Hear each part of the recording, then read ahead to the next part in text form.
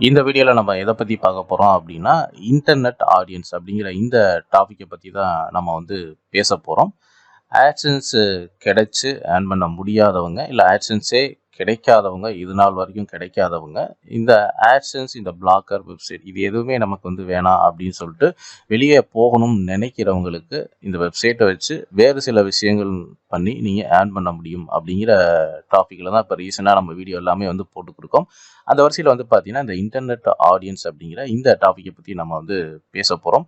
இது எல்லாம் ஏன் நம்ம வந்து ஒரு டாப்பிக்கே சம்மந்தம் இல்லாத ஒரு டைட்டில் மாதிரி உங்களுக்கு வந்து தெரியலாம். சின்ன சின்ன விஷயங்களையும் உங்களுக்கு வந்து தெளிவாக புரிய வச்சு அதுக்கப்புறம் வந்து பார்த்தீங்கன்னா உங்களுக்கு வந்து உங்களுடைய ஓன் வெப்சைட்டில் நீங்கள் வந்து ஒரு பிஸ்னஸ் சைட் மாதிரி க்ரியேட் பண்ணுறதுக்கு இந்த சின்ன சின்ன வீடியோலாம் கண்டிப்பாக வந்து உங்களை யோசிக்க வைக்கும். அது ஏன் பண்ணணும், எதுக்காக வந்து பண்ணணும், இதை பண்ணினா நாம் வந்து அதில் வந்து சர்வே பண்ண முடியுமா அப்படிங்கிற எல்லா விஷயங்களையுமே இந்த நான் வீடியோவில் சொல்லக்கூடிய சின்ன சின்ன விஷயங்கள் வந்து பார்த்தீங்கன்னா உங்களை யோசிக்க தோணும். அதுக்காக தான் வந்து பார்த்தீங்கன்னா இந்த மாதிரி வீடியோஸ்லாம் நம்ம வந்து போட்டுக்கிருக்கோம்.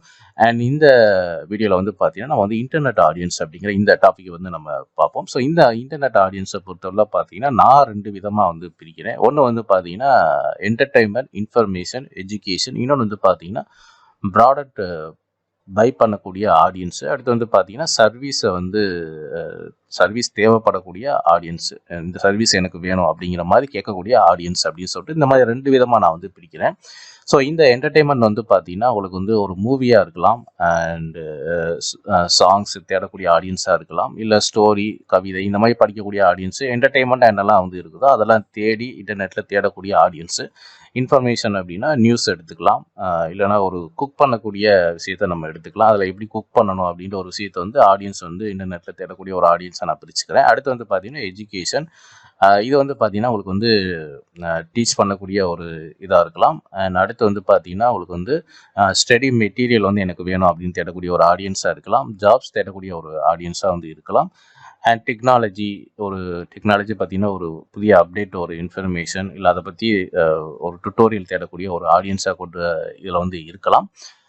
அண்ட் இந்த ஆடியன்ஸ் எல்லாமே வந்து பார்த்தீங்கன்னா இந்த என்டர்டெயின்மெண்ட், இன்ஃபர்மேஷன், எஜுகேஷன் இந்த கேட்டகரியில் உங்களுடைய சைட்டை நீங்கள் வந்து க்ரியேட் பண்ணுறீங்க அப்படின்னா நீங்கள் கண்டிப்பாக வந்து பார்த்தீங்கன்னா ஒரு அட்வர்டைஸ்மெண்ட் நெட்வொர்க்கை பேஸ் பண்ணி தான் நீங்கள் வந்து இதை க்ரியேட் பண்ணுறீங்க அப்படின்னு அர்த்தம். அது வந்து ஆட்சன்ஸ் தான். அதுக்கு ஃபர்ஸ்ட் இடம் வந்து பார்த்தீங்கன்னா ஆட்சன்ஸ் அப்படின்னு சொல்லலாம். அண்ட் தேர்ட் பார்ட்டி நெட்வொர்க்கை பொறுத்தவரை நீ அந்த அளவுக்கு பெருசாக அவங்க நீஸ் வந்து பண்ண முடியாது. அண்ட் அடுத்து வந்து பார்த்தீங்கன்னா இந்த ப்ராடக்ட் பையிங்கில் வந்து பார்த்தீங்கன்னா நீங்கள் வந்து இதில் டிஜிட்டல் ப்ராடக்ட் கூட நீங்கள் வந்து தேடுவாங்க சில பேர். உதாரணத்துக்கு நீங்கள் வந்து fiverr.com எடுத்துக்கலாம். அதில் வந்து நிறைய டிஜிட்டல் ப்ராடக்ட் வந்து உங்களுக்கு வந்து செல்லிங் வந்து பண்ணுவாங்க. அண்ட் அடுத்து வந்து பார்த்தீங்கன்னா ஃபிசிக்கலாகவும் நிறைய ப்ராடக்ட் வந்து உதாரணத்துக்கு அமேசான், ஃப்ளிப்கார்டு, மீஷோ இந்த மாதிரி சைட்டில் வந்து பார்த்தீங்கன்னா ப்ராடக்ட் வந்து வேணும் அப்படின்னு சொல்லிட்டு நிறைய ஆடியன்ஸ் வந்து அங்கேயும் பொருட்களை பணம் கொடுத்து வாங்குவாங்க. அது சர்வீஸ் ஓரியன்டாக வந்து பார்த்தீங்கன்னா இதே மாதிரி டிஜிட்டல் சர்வீஸ் வந்து இருக்குது. அண்ட் டிஜிட்டல் சர்வீஸை பொறுத்தவரை பார்த்தீங்கன்னா இப்போ உங்கள் சைட்டுக்கு வந்து ஒரு லோகோ க்ரியேட் பண்ணுறது, உங்கள் கம்பெனிக்கு வந்து ஒரு லோகோ க்ரியேட் பண்ணி கொடுப்பாங்க. இது எல்லாமே பார்த்தீங்கன்னா ஃபைவரில் நீங்கள் வந்து பார்க்கலாம். அண்ட் ஃபிசிக்கல் சர்வீஸுமே இதே மாதிரி தான் உங்களுக்கு வந்து இப்போ நீங்கள் உங்களுக்கு ஒரு வெப்சைட் க்ரியேட் பண்ணணும் அப்படின்னா ஸோ இது வந்து ஃபிசிக்கலாக சில விஷயங்கள் வந்து பார்த்தீங்கன்னா உங்களுக்கு வந்து இதெல்லாம் டிஜிட்டல் சர்வீஸில் வரும். ஃபிசிக்கல் சர்வீஸ் வந்து பார்த்தீங்கன்னா உங்களுக்கு நேரடியாக வந்து உங்களுக்கு தேவையான சர்வீஸ் உங்கள் பக்கத்தில் இருந்து இல்லை உங்களுக்கு தேவைப்படக்கூடிய விஷயத்தை வந்து மேனுவலாக வந்து பண்ணக்கூடிய சர்வீஸ் வந்து இந்த ஃபிசிக்கல் சர்வீஸ் அப்படின்னு சொல்லலாம். இது ஃபாரின்லாம் வந்து பார்த்தீங்கன்னா இந்த ஃபிசிக்கல் சர்வீஸ் வந்து பார்த்தீங்கன்னா இப்போ நீங்கள் ப்ளம்பிங் ஒர்க் வந்து தேவைப்படுது அப்படின்னா அதுக்குமே ஒரு சைட் வந்து வச்சுருப்பாங்க. ஸோ இது எல்லாமே வந்து பார்த்தீங்கன்னா ஃபிசிக்கல் சர்வீஸ் இந்த மாதிரி கேட்டகரியில் நம்ம வந்து சொல்லலாம். ஸோ இந்த டிஜிட்டல் ப்ராடக்டை நீங்கள் வந்து ஃபிசிக்கலாக இருக்கட்டும், டிஜிட்டலாக இருக்கட்டும், ஸோ இந்த ப்ராடக்ட் வந்து பார்த்தீங்கன்னா நீங்கள் வந்து சேல் பண்ணணும் அப்படின்னா நீங்கள் ஓன் சைட்டு கூட நீங்கள் க்ரியேட் பண்ணி பண்ணலாம். ஸோ ஃபைவர் இந்த மாதிரி சைட்டில் இருக்கிறப்ப நாம் ஏன் வந்து தனியாக ஓனாக க்ரியேட் பண்ணி இந்த மாதிரி வந்து பண்ணணும்? நாம் அங்கே ஒரு அக்கௌண்ட் க்ரியேட் பண்ணிவிட்டு பண்ணிடலாம். அமேசான் இருக்குது, ஃப்ளிப்கார்ட் இருக்குது, மீஷோ இருக்குது. ஸோ அங்கே ஒரு அக்கௌண்ட் நம்ம க்ரியேட் பண்ணிட்டோம் அப்படின்னா ஸோ அங்கேயே நம்ம வந்து பிஸ்னஸ் வந்து பண்ணலாமே, எதுக்காக ஓன் வெப்சைட் வந்து நம்ம பண்ணணும் அப்படிங்கிற ஒரு கேள்வி வந்து இருக்கலாம். ஸோ நீ அமேசான், ஃப்ளிப்கார்ட், மீஷோ இதெல்லாம் போனீங்க அப்படின்னா ஸோ அங்கே இருக்கக்கூடிய ரூல்ஸ் அண்ட் ரெகுலேஷனை கண்டிப்பாக நீங்கள் வந்து ஃபாலோ பண்ணி ஆகணும். அவங்க கேட்கக்கூடிய டாக்குமெண்ட்ஸ் எல்லாமே நீங்கள் வந்து கண்டிப்பாக வந்து கொடுத்தாகணும். அவங்களுடைய ரூல்ஸை நீங்கள் பிரேக் பண்ணுறப்ப வந்து பார்த்தீங்கன்னா உங்களுடைய அக்கௌண்ட் வந்து பார்த்தீங்கன்னா பேன் பண்ணிடுவாங்க. ஸோ அதுக்கப்புறம் நீங்கள் வந்து அங்கே ப்ராடக்ட் எதுவுமே வந்து சேல் வந்து பண்ண முடியாது. அண்ட் அதே மாதிரி நிறைய வெப்சைட் வந்து பார்த்தீங்கன்னா ஓன் இ-காமர்ஸ் சைட்டுமே வந்து வச்சுருப்பாங்க. அண்ட் அதை தாண்டி வந்து பார்த்தீங்கன்னா அந்த ஓன் இ-காமர்ஸ் சைட்டில் இருக்கக்கூடிய பாலிசி எல்லாமே வந்து பார்த்தீங்கன்னா அண்ட் அந்த ஓன் இ-காமர்ஸ் சைட்டில் இருக்கக்கூடிய பேஜஸ், அதாவது வந்து refund policy, terms and condition, இதெல்லாமே பார்த்தீங்கன்னா ஓரளவுக்கு அமேசானோட ஈக்குவலாக தான் போகும். பட் இங்கே எங்கே என்ன டிஃப்ரெண்ட் ஆகுது அப்படின்னு பார்த்தீங்கன்னா அவங்க வாங்கக்கூடிய கமிஷன் ப்ரைஸ் தான் வந்து பார்த்தீங்கன்னா ரொம்ப அதிகமாக வந்து இருக்கும். இதுவே நீங்கள் ஓன் வெப்சைட்டில் வைக்கிறப்ப வந்து பார்த்தீங்கன்னா இந்த கமிஷன்ஸ் இதெல்லாம் வந்து உங்களுக்கு வந்து பெருசாக இருக்காது. ஏன்னா அது உங்களுடைய ஓன் வெப்சைட்டு, புரியுதுங்களா? ஸோ இது வந்து ஒரு சின்ன டிஃப்ரெண்ட் வரும். இதை பற்றி டீட்டெயிலாக நம்ம இன்னொரு வீடியோவில் நம்ம வந்து பார்க்கலாம். ஸோ இங்கே வந்து பார்த்தீங்கன்னா நீங்கள் வந்து ஒரு ஆட்சன்ஸுக்காக நீங்கள் வந்து ஒரு சைட் க்ரியேட் பண்ணி அது மூலிமா ஏர்ன் பண்ணக்கூடிய மெத்தட் அப்படிங்கிறது ஒரு விஷயம். ரெண்டாவது வந்து பார்த்தீங்கன்னா நீங்கள் வந்து ஒரு பிஸ்னஸ் வந்து பண்ண போகிறீங்க, அதுவும் ஆன்லைனில் வந்து நீங்கள் ஒரு ஓன் வெப்சைட் வச்சு க்ரியேட் பண்ணி அது மூலிமா ஒரு பிஸ்னஸ் வந்து பண்ண போகிறீங்க அப்படின்னா, ஸோ இதில் வந்து digital service, physical service and digital product and physical product ரெண்டுமே நீங்கள் வந்து ஆன்லைனில் இதை வந்து பண்ண முடியும். இதுக்கு வந்து ஓனாக ஒரு சைட்டு இருந்தால் போதும், அதை வச்சு நீங்கள் பண்ண முடியும். இப்போ நீங்கள் பொறுத்தவரை பார்த்தீங்கன்னா இதில் நீங்கள் வந்து ஒரு ஆட்சன்ஸுக்காக ஒரு சைட் நீங்கள் க்ரியேட் பண்ணுறீங்க அப்படின்னா கண்டிப்பாக உங்களுக்கு வந்து ஆடியன்ஸ் வந்து வேணும். மாதம் வந்து நீங்கள் ஒரு $100 ரீச் அவுட் பண்ணால் தான் ஆட்சன்ஸ்லேருந்து உங்களுக்கு பேமெண்ட் நீங்கள் எடுக்க முடியும். ஸோ அதை பேஸ் பண்ணி நீங்கள் ஒரு சைட் க்ரியேட் பண்ணுறீங்க அப்படின்னா ஃபஸ்ட்டு நீங்கள் வந்து ஆடியன்ஸை வந்து நீங்கள் உருவாக்கணும். அது சோசியல் மீடியாவிலேருந்து நிறைய ஆடியன்ஸை வந்து நீங்கள் ஆல்ரெடி வந்து பார்த்தீங்கன்னா உருவாக்கி வச்சுருந்தா மட்டும்தான் அங்கேருந்து நீங்கள் ஆடியன்ஸை கொண்டு வர முடியும். எடுத்த உடனே உங்களுக்கு வந்து ஆர்கானிக் டிராஃபிக் வருமானு கேட்டிங்கன்னா அது ரொம்ப வந்து கஷ்டம். அதுக்குன்னு ஒரு டைமிங் வந்து எடுத்துக்கும். நீங்கள் ரெகுலராக கன்சிஸ்டண்ட்டாக நீங்கள் வந்து போஸ்ட் போட்டு எஸ்இஓ இதெல்லாம் வந்து நீங்கள் ஃபாலோ பண்ணி இந்த விஷயங்கள்லாம் பண்ணால் மட்டும்தான் நீங்கள் வந்து ஆட்சன்ஸுக்கு நீங்கள் வந்து டிராஃபிக் கொண்டு வந்து அது மூலிமா உங்களுக்கு கிளிக்ஸ் நடக்கும். அதுக்கப்புறம் வந்து பார்த்தீங்கன்னா நீங்கள் எழுதக்கூடிய கண்டென்ட் கேட்டகரியை பேஸ் பண்ணி உங்களுக்கு சிபிசி வந்து மாறுபடும். ஒரு ஆடை கிளிக் பண்ணுறப்ப ஒரு ஆடுக்கு இவ்வளோ தான் சிபிசி அப்படின்னு சொல்லிட்டு ஆட்சன்ஸ் வந்து கொடுப்பாங்க. அது வந்து அதை பேஸ் பண்ணி $100 ரீச் ஆகிறது அப்படிங்கிறது ஒரு மாதத்துலேயும் வரலாம், 2 மாதத்துலேயும் வரலாம், 3 மாதம் கூட ஆகலாம், புரியுதுங்களா? ஸோ இது வந்து பார்த்தீங்கன்னா ஒரு கண்டென்ட் கேட்டகரியை பேஸ் பண்ணி சிபிசியை பொறுத்து உங்களுக்கு ஏர்னிங்ஸ் வந்து எத்தனை மாதத்தில் இந்த $100 ரீச் பண்ணுறீங்க அப்படிங்கிற ஒரு விஷயம் வந்து இருக்குது, புரியுதுங்களா? இல்லை நான் வந்து பெய்ட் டிராஃபிக் வந்து நான் பண்ணுறேன், நிறைய இடத்துல வந்து ஆன்லைனில் பெய்ட் டிராஃபிக் வந்து கொடுக்குறாங்க, அதை நான் கொண்டு வந்து நம்ம ஈஸியாக எடுத்துடலாம். இல்லை ஃபேஸ்புக்கில் வந்து ஆடு கொடுக்குறேன், இல்லை இன்ஸ்டாகிராமில் வந்து நான் ஆடு கொடுக்குறேன், இல்லை வந்து நான் வந்து யூடியூப்லேயே நான் ஆட் கொடுத்து எனக்கு வந்து டிராஃபிக் நான் கொண்டு வரேன் அப்படின்னா அதுக்கு நிறைய ஸ்ட்ராட்டஜி நீங்கள் வந்து ஃபாலோ பண்ணி ஆகணும். இந்த பெய்ட் டிராஃபிக் நீங்கள் கொண்டு வர்றப்ப வந்து பார்த்தீங்கன்னா உங்கள் சைட்டில் ஆட்சன்ஸ் இருக்கிறப்ப இந்த டிராஃபிக் எல்லாமே வந்து டோட்டலாக வந்து இன்வாலிட் டிராஃபிக்காகவும் கன்வெர்ட் ஆகிறதுக்கு வாய்ப்பு வந்து இருக்குது. அந்த டைமில் உங்கள் சைட்டுக்கு வந்து ஆட் லிமிட் கொடுப்பாங்க. சம்டைம்ஸ் உங்களுடைய அக்கௌண்ட் வந்து டிசபிள் ஆகிறதுக்கும் வாய்ப்பு இருக்குது. அந்த டைமில் நீங்கள் இன்வெஸ்ட்மெண்ட் பண்ணுற மணியும் உங்களுக்கு வந்து போயிடும், உங்களுடைய ஆட்சன்ஸ் அக்கௌண்ட் வந்து போயிடும். ஏன்னா கூகுளோட பாலிசி, டேர்ம்ஸ் அண்ட் கண்டிஷன்லாம் இருக்குது. அது மட்டும் இல்லாமல் ஆட்சன்ஸோட ஸ்ட்ராட்டஜி நீங்கள் வந்து புரிஞ்சுக்கணும். அதோடைய அல்காரிதத்தை நீங்கள் புரிஞ்சுக்கிட்டால் மட்டும்தான் எந்த விதத்தில் நீங்கள் டிராஃபிக் கொடுத்தா இந்த பிரச்சனை இல்லாமல் இருக்கும் அப்படிங்கிறத உங்களால் வந்து புரிஞ்சுக்க முடியும். ஸோ அதுக்காக வந்து ஆட்சன்ஸில் வந்து ஏர்ன் பண்ணவே முடியாது அப்படின்னு நான் சொல்ல வரல. இவ்வளோ சிக்கலாக இருக்குது அப்படின்ற ஒரு விஷயத்தை உங்களுக்கு சொல்லணும் அப்படின்றதுக்காகவும் இதை நான் வந்து சொல்லலை. ஸோ இந்த மாதிரி நீங்கள் ஒரு ஆட்சன்ஸில் $100 எடுக்கணும் அப்படின்னா அதுக்கு பேக் ஹேண்டில் நீங்கள் நிறைய ஹார்ட் ஒர்க் போட்டு மெயினாக இந்த டிராஃபிக்கில் நீங்கள் வந்து கான்சன்ட்ரேட் வந்து பண்ணணும். அப்படி இருந்தால் மட்டும்தான் இந்த $100 ரீச் பண்ணுறது அப்படிங்கிறது வந்து மாதம் உங்களுக்கு வந்து நடக்கும், புரியுதுங்களா? ஸோ இது வந்து பார்த்தீங்கன்னா ஆட்சன்ஸை பேஸ் பண்ணி ஒரு சைட்டு நீங்கள் க்ரியேட் பண்ணுறப்ப இந்த விஷயங்கள்லாம் வந்து இருக்குது. அண்ட் அடுத்து வந்து பார்த்தீங்கன்னா ஒரு ப்ராடக்ட் வந்து செல் பண்ணுறது வந்து பார்த்தீங்கன்னா ஸோ இதுக்குமே வந்து பார்த்தீங்கன்னா நீங்கள் டிராஃபிக் கொண்டு வர்றதுங்கிறது வந்து ஒரு பெரிய விஷயம் தான், புரியுதுங்களா?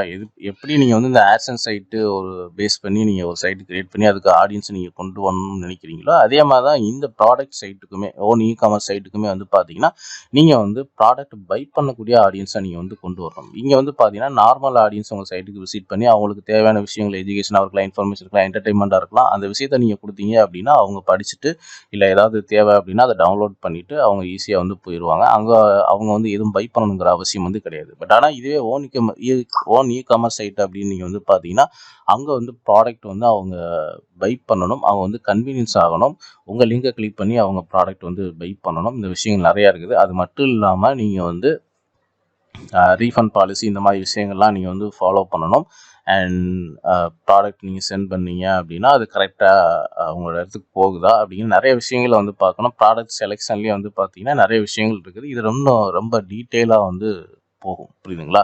அண்ட் அதே சமயத்தில் வந்து பார்த்தீங்கன்னா உங்களுக்கு வந்து ஒரு டெய்லி ஒரு 1000 யூசர் உங்கள் சைட்டுக்கு ஆசன்ஸில் வர்றாங்க. அதில் வந்து ஒரு 50 கிளிக்ஸ் நடக்குது அப்படின்னா அந்த ஒவ்வொரு கிளிக்குக்கும் வந்து ஒரு 0.25 சிபிசி தான் உங்களுக்கு வந்து கிடைக்குது அப்படின்னா ஸோ அதோடைய ஏர்னிங்ஸை நீங்கள் வந்து பாருங்கள். அதே சமயத்தில் வந்து பார்த்தீங்கன்னா அதே 1000 யூசர் வந்து நீங்கள் ஓன் காமர்ஸ் சைட்டுக்கு வராங்க. அதில் வந்து ஒரு ஒரு 5 ப்ராடக்ட் விற்கிது. அந்த ஒவ்வொரு ப்ராடக்டோட விலை வந்து ஒரு ரூ. 500 வச்சிங்க அப்படின்னா அந்த 5 ப்ராடக்ட் விற்கிறப்ப வந்து பார்த்தீங்கன்னா உங்களுக்கு வந்து ரூ. 2500 உங்களுக்கு வந்து கிடைக்கும். புரியுதுங்களா? ஸோ இந்த மாதிரி விஷயங்கள்லாம் வந்து இருக்குது. ஸோ இந்த மாதிரி பார்த்தீங்கன்னா நீங்கள் ஓன் ஆட்சன்ஸ் சைட்டில் வந்து பார்த்தீங்கன்னா ஒரு 100 யூசர் வராங்க, 50 கிளிக் நடக்குது.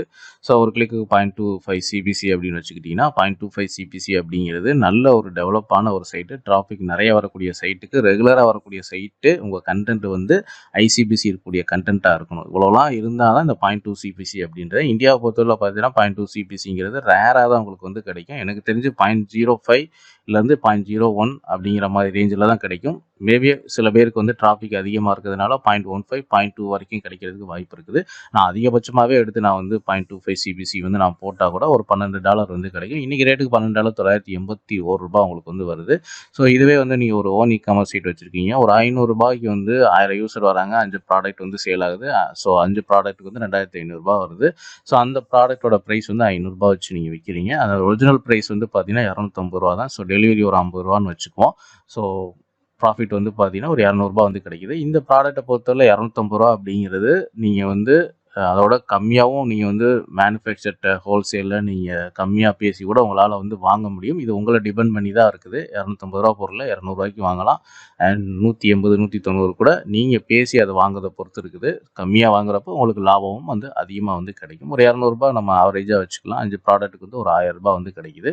ஸோ இந்த ஆட்சன்ஸுக்கு வந்து பார்த்தீங்கன்னா $981 ஒரு பிஸ்னஸ். நீங்கள் வந்து ஓன் காமர்ஸ் சைட்டில் 1000 யூசர் வந்து 5 சேல்ஸ் வந்து நடக்குது. அது மூலிமா உங்களுக்கு கிடைக்கக்கூடிய லாபம் வந்து ஒரு $1000 அப்படின்னு நம்ம வச்சுக்குவோம். பட் இந்த 1000 யூசர் நீங்கள் ஆட்சன்ஸில் கொண்டு வர்றது அப்படிங்கிறது ரொம்ப ஹார்ட் ஒர்க் நீங்கள் போடணும். அதே சமயத்தில் நீங்கள் 5 சேல்ஸ் நடக்கணும்னாலும் அதுக்கு பேக்கெண்டில் நீங்கள் நிறைய ஹார்ட் ஒர்க் வந்து போட்டால் மட்டும்தான் இந்த $1000 அப்படிங்கிறது வந்து கிடைக்கும். ஸோ ரெண்டுலையுமே வந்து பார்த்தீங்கன்னா இதுக்கு பேக்கெண்டில் நிறைய ஹார்ட் ஒர்க் இருக்குது, நீங்கள் நிறைய எஃபெக்ட் போடணும் அப்படிங்கிற ஒரு விஷயம் வந்து இருக்குது. இந்த $1000 கொண்டு வர்றதும் சரி, இந்த $981 ஆட்சன்ஸில் கொண்டு வர்றதும் சரி, சாதாரண விஷயம் இல்லை. அதுக்கு பேக்கெண்டில் நிறைய ஹார்ட் ஒர்க் பண்ணணும் அப்படிங்கிற ஒரு விஷயம் வந்து இருக்குது. ஸோ எதையுமே நான் வந்து கம்மியாக மதிப்பிட்டீங்க நான் சொல்லலை. ஆட்சன்ஸில் நீங்கள் கம்மியாக ஏர்ன் பண்ணலாம், ப்ராடக்ட் சேல்ஸ் பண்ணால் நீங்கள் அதிகமாக ஏர்ன் பண்ணலாம் நான் சொல்லலை. ரெண்டுமே கிட்டத்தட்ட ஒரே ஏர்னிங்ஸ் அப்படிங்கிற மாதிரி தான் இருக்குது. அதனால் இந்த ரெண்டு விஷயத்துலையும் நீங்கள் பேக்கெண்டில் நிறைய ஹார்ட் ஒர்க் பண்ணால் தான் இந்த விஷயங்கள் வந்து உங்களுக்கு வந்து கிடைக்கிது அப்படின்றது உங்களுக்கு வந்து தெரியுது. ஸோ இதில் எது உங்களுக்கு வந்து ஒரு கரெக்டான வழியாக இருக்கும், எது கொஞ்சம் ஈஸியாக இருக்கிற மாதிரி உங்களுக்கு வந்து தோணுது அப்படிங்கிறத இந்த வீடியோவோட கமெண்ட்ஸில் வந்து கமெண்ட் பண்ணுங்கள். அண்ட் இந்த ப்ராடக்ட்டு அடுத்து வந்து இந்த ப்ராடக்டோட செலெக்ஷன் எப்படி பண்ணலாம், அண்ட் அடுத்தடுத்து இந்த பிஸ்னஸ் ரிலேட்டடாக வேறு என்னென்ன விஷயங்கள்லாம் இருக்கோ அது எல்லாமே ஃபர்தராக உங்களுக்கு நம்ம சேனலில் வீடியோஸாக வந்து நான் போடுவேன். ஸோ தேங்க்ஸ் ஃபார் வாட்சிங்.